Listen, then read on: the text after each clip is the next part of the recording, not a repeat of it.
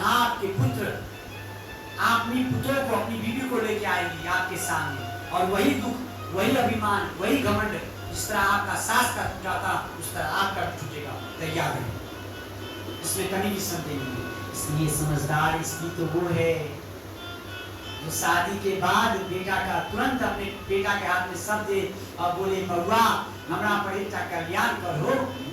तो मैया की वृंदावन में हमरा कोनो आश्रम में भगवान का भजन कीर्तन करे वास्ते किस दिन वास्ते छोड़ दी, 10 दिन वास्ते। 10 दिन बाद हमरा एंड न हो।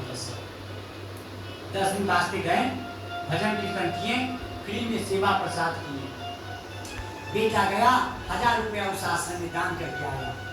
आप घर आए, 15 दिन रहे, बोले बुआ मन नहीं लग रहा है तो वृंदावन पुनः चल, वही आश्रम में भगवान का भजन कीर्तन करेंगे, अब 1 महीना बाद आना।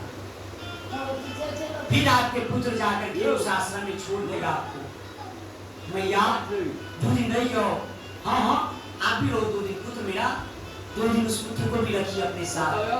और क्या होगा, 2 दिन उस पुत्र को अपने साथ रखिएगा, भागवत कथा करिएगा, भागवत कथा सुनिएगा, कृष्ण का लीला सुनिएगा, जीवन उद्धार होगा। और ये करते करते आपका अभ्यास हो जाएगा। और एक दिन आपका पुत्र 1 महीना बाद फोन करा, मैया आए लेने के लिए ना पुत्र, अगला महीना में आना, 10 तारीख को फलाना कीर्तन है, वो कीर्तन सुन ले, उसके बाद आके लेके जाना। अब धीरे धीरे आपका पुत्र का आदत हो जाएगा आपके बिना रहने का। पुत्र तो कभी चाहते ही नहीं थी कि आप रहें उसके साथ। और क्या होगा, और आपका जो खाली स्थान है वो आपकी पुत्र भरने लगेगी प्रसाद। और धीरे धीरे ऐसा होगा कि आपके पुत्र को भी मन नहीं लगेगा, बोले कलकत्ता में बिना माँ बाबा का अच्छा नहीं लागे छे, तो वृंदावन में ही आके रहेंगे, उस आश्रम में वो भी रहने लगेंगे।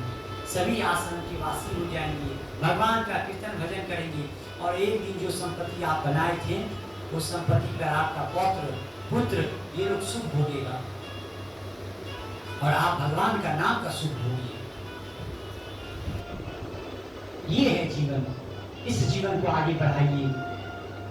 फिर ज्ञानी रूप के बाद नरसिंह भगवान आए हैं, प्रहलाद जी का रक्षा किए हैं, हिरण्यकश्यप को मारे हैं, खंभ से प्रकट हो गए हैं। क्यों? तो प्रहलाद जी का ऐसा सोच है कि इस खंभ में मेरे भगवान हैं। बोले खंभ में है भगवान? बोला हाँ है। गदा से मारे हैं, खंभ को तोड़े हैं, खंभ से नरसिंह भगवान प्रकट हो गए हैं, खंभ को फाड़ते हुए। और नरसिंह भगवान हिरण्यकश्यप को अपनी गोद में उठाए और पटके हैं। और आप लोग जानते हैं कैसे मारे, बहुत सारा कंडीशन है मारने का। क्या कंडीशन है?